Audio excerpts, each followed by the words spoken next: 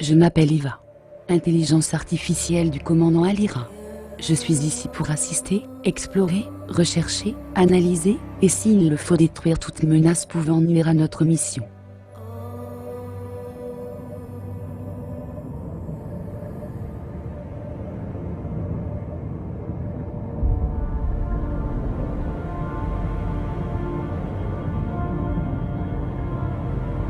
L'existence de planètes situées en dehors du système solaire est évoquée dès le XVIe siècle, mais ce n'est qu'au cours du XIXe siècle que les exoplanètes deviennent l'objet de recherches scientifiques.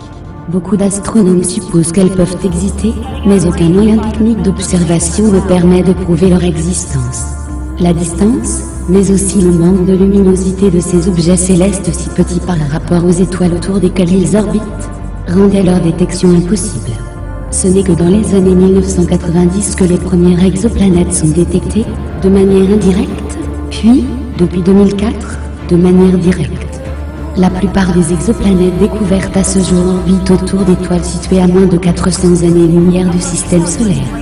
Au 1er janvier 2018, 3726 exoplanètes ont été confirmées dans 2792 systèmes planétaires, dont 622 systèmes planétaires multiples, 6, 7, plusieurs milliers d'exoplanètes supplémentaires découvertes au moyen de télescopes terrestres ou d'observatoires spatiaux, dont Kepler, sont en attente de confirmation.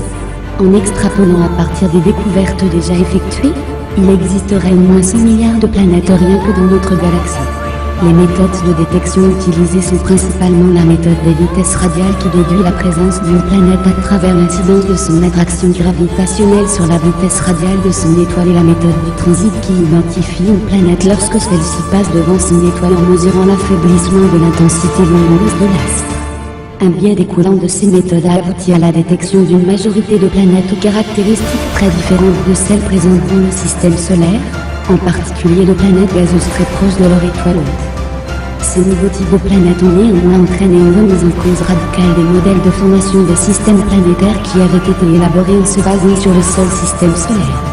Depuis que les méthodes de détection se sont améliorées, les études visent également à mettre en évidence des planètes aux caractéristiques proches de celles de la Terre orbitant dans la zone habitable de leur étoile.